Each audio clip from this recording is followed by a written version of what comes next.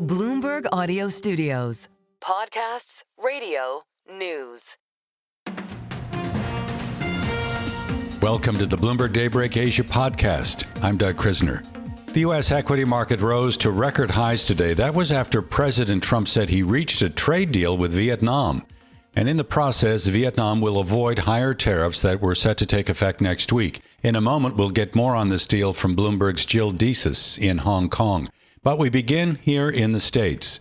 For a look at market action, I'm joined by Brian Krawez. He is the president at Scharf Investments. Brian is on the line from Los Gatos, California.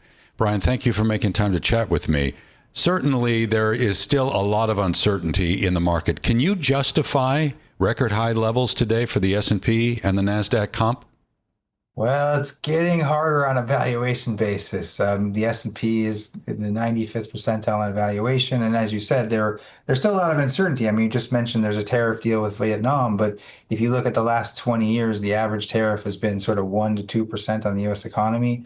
Now, many economists are thinking once these deals are all done, they're going to be 10, 15, 20% in aggregate. I mean, that's a pretty big change from what we've been used to. So it's sort of like investors were really, really nervous about tariffs and other policy uncertainty in April, and we seem to have forgotten that. In fact, last quarter was the first quarter the S&P had gone down 10% and finished up by more than 5% in the history of the S&P 500. So it's been a real crazy run. I think given where valuations are now, it's getting a little harder to justify even with positive news on tariffs. So we're going to get the monthly jobs data tomorrow. Today, we had ADP reporting employment for American private firms was down for the first time in more than 2 years.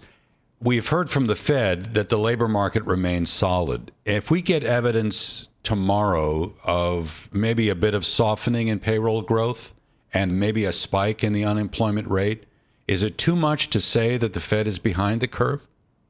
You know, it's very hard to say. The Fed is in a tough spot because, first of all, as they've said, you've got tariffs coming. A lot of the big companies have said, we did pre-buying, we've done other stuff, and so they're out ahead of these tariffs. But you're starting to see some of it translate through, and we haven't even really seen the tariffs go into effect yet. So you've got tariffs as number one. But I'd also point out, there's other potential risks. Healthcare, you saw Centene today down 40%. They said healthcare costs are higher than they thought. You've had this consistent problem in the ACA, which is the pool of insured buyers that can't quite qualify for Medicaid. Likely rates there are going to be going up quite a bit. You could have people coming out of the pool. So as we go into next year, we think healthcare costs could be spiking up, and that would be another problem in terms of inflation. So sure, if we get weakening labor, you could maybe see inflation come down, maybe let the Fed, do something. But, we're certainly not out of the woods yet with tariffs. And I think healthcare is something that people need to also be looking at in terms of inflation. As we're talking about the labor market, I'm reminded of the news today from Microsoft that it's got more job cuts coming, about 9,000 workers. This is the second major wave of layoffs this year for Microsoft. The company, as we know, is looking to control cost. It's also trying to ramp up artificial intelligence spending. Do we need to consider the impact now of AI as companies begin to adopt it more aggressively, the impact that AI is going to have on the labor market? Yeah, that's a very good point. I mean, this is sort of a counter argument to what I just said about healthcare inflation and tariffs. If AI leads to lots of productivity, you could see that being a deflationary force. It could have an impact on the labor market for sure. I think Microsoft has already gone on record of saying they're hiring less interns and they're having a lot more computers doing their actual coding. And so this is definitely already here. The future is going to be a lot more, but it's already here. It's already impacting the labor market. I've got several friends who have kids that just graduated from school with CS degrees, and they're actually struggling getting jobs, which is, you go back 2 years ago and they were getting 10 offers, and now you've actually got computer science majors, much less, history and English majors. The job market for new college grads is really tough already, and I think that's in part because of AI, and so it's definitely impacting the labor market. And how much it does, I think, is still an open question, but it definitely going to have some impacts. And the spending on AI continues apace. Today, we learned that OpenAI is going to be renting a massive amount of computing power from Oracle data centers. How are you feeling broadly about the AI trade still? Names like Oracle, names like NVIDIA. Yeah, well, we actually own Oracle. We've owned Oracle for a long time. It's getting a little bit more expensive than it's been for a while. But as I like to remind people, if they bought the top 10 tech stocks at the end of '99, they actually would have done pretty poorly over the next 20 years, despite the fact that the internet became more ubiquitous than any of us imagined. Cell phones became really big. But back then, you would have bought Nokia for cell phones, not Apple. You would have bought Yahoo for the internet, not Google. You would have bought AOL for email. You would have bought Cisco Systems. When I talk to sort of a lot of people now, the 35-year-olds, they don't even know Sun Microsystems was the dot and the .com. You would have bought that for sure. So it's really hard to pick the winners. So AI will certainly be huge, but investors might be getting a little over their skis. Really, it's particularly with these kind of down the market cap ones that are going crazy, and you're seeing a lot of speculation. So I think there's some risk there. Names like Oracle and Microsoft are going to be winners. It's just a question of what's the right multiple, and so even there, I think maybe they're starting to get a little bit more pricey. But certainly, I would be very cautious of the kind of more speculative names. Okay, so away from tech, let's talk about the financials. A number of the big banks boosted their dividends after passing the Fed's stress test, the latest stress test. KBW Bank Index today was up 1.5%. We've got names like JP Morgan, Bank of America, Goldman Sachs, Wells Fargo, the big guys. Is this a trade that interests you right now, taking a position in the big banks? Well, we like quality companies for our style. So banks are typically not as quality as we like to do. But I will say for the banks, that was very good news. And some of the reserve requirements are also going down. So I think the quality of those banks is going to go up. We talked about AI. AI actually can be a big help in the financial sector going forward. And so actually, for the AI trade, we think things like that are really going to get benefited from productivity enhancements are probably a good way to play it. Within financials, we like things like insurance. We like insurance brokerage. Things like Visa are going to continue to be winners. Fiserv is one of our favorite names. So there's a lot of things within financials we like, but banks are one of those that are also benefiting. But financials broadly, I think, is a sector that is going to continue to do well. So you're very close to Silicon Valley. I'm curious, Brian, about the conversation that you're hearing there. What's it like? What are people discussing? What's the focal point? Yeah, well, it's interesting enough. My brother's an executive at Microsoft. Definitely, there are conversations about cutting. It's very interesting to see young people coming out with engineering degrees suddenly finding themselves struggling to get jobs, and so that's the biggest thing. That's a very big change. I haven't heard that kind of thing since, say, 2000, 2001, when a lot of layoffs were happening, and we're still in a pretty good period. Tech stocks are going up, so it's not like back then when you had a big internet bubble and a lot of companies that were just hanging on and a lot of layoffs. But today, even with all the success, you are hearing a lot of younger people having trouble getting jobs. So that's a very interesting development that I would say is really only like in the last 6-7 months, and that I think that's in all likelihood AI and kind of where tech companies are putting their money. You mentioned AI; they're putting their money into capital investments and less into labor, and so it definitely is affecting the labor market. I still think, though, in Silicon Valley, there's a lot of optimism for AI, and so it's not all doom and gloom, but it is for people in certain parts of the labor pool, a tougher market. So tonight in the U.S., the House of Representatives is kind of debating the next procedure here for President Trump's signature tax bill. It seems like there's a little bit of resistance. For the moment, let's just set that resistance aside and assume that this big, beautiful bill does get done it moves to the president's desk. Do you have a sense of the impact that this may have on the economy? Well, it's a big, beautiful bill, so I haven't read it, and it's hard to know. I mentioned Centene earlier. I think that, if you're going to cut Medicaid and you're already having problems with one of the major ACA insurance providers who's already going to have a big increase before this announcement, and now they're going to go back and ask for an even bigger increase in 2026. I think we're going to have, one impact of it, in my opinion, would be a higher uninsured population, which always translates into more healthcare inflation. And that might be an unintended consequence of this bill.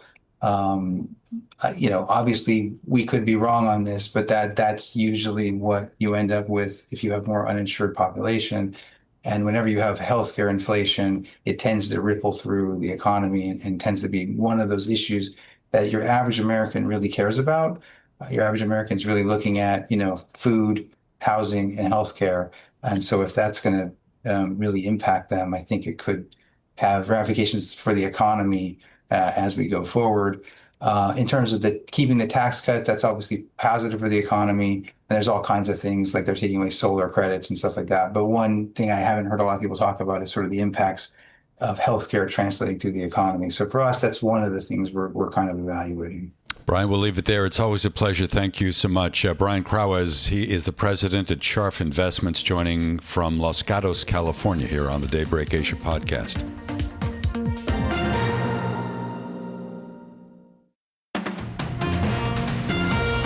Welcome back to the Daybreak Asia podcast. I'm Doug Krisner.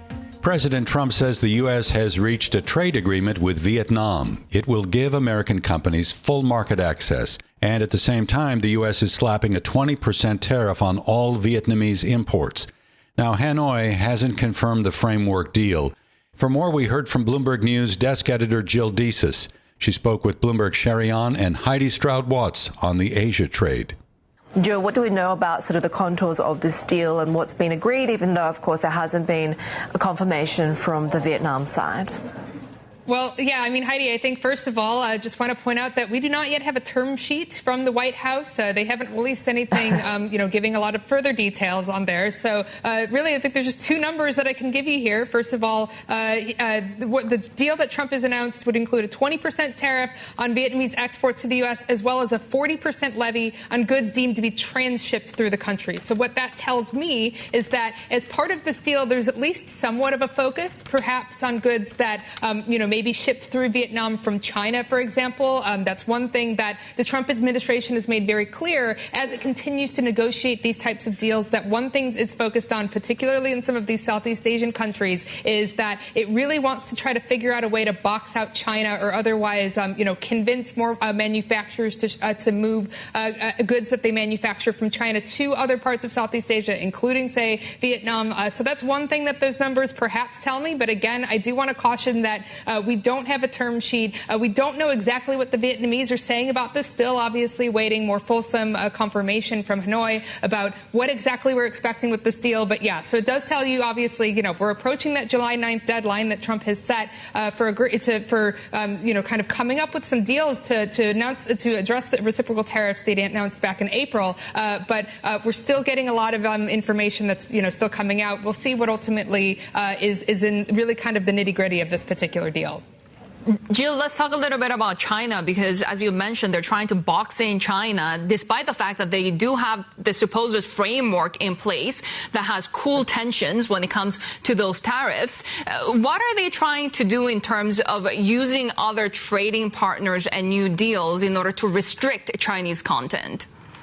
Well, again, Shery, I think, you look at some of, the strategy that's actually being, coming here. I think that, first of all, the idea is really kind of putting pressure on the U.S. trade partners to restrict trade that they're doing with China. Obviously, we've seen this happen not just in this latest round of trade deals, but over the last several years, the U.S. attitude toward China has been very much, particularly with its biggest allies, saying, are there sanctions or other restrictions you can put in place in terms of dealing with in terms of working with the Chinese technology or Chinese good. There's a lot of, obviously this more fulsome effort to sort of, prevent China from developing, advanced technologies or, working with, say, manufacturing parts or, parts that, other companies in other countries might make and sending those to China. So that's always a big part of this equation. But again, now you're seeing this kind of play out, I think, a little bit in some of these trade deals here. Obviously, we're still waiting for more on that Vietnam deal, but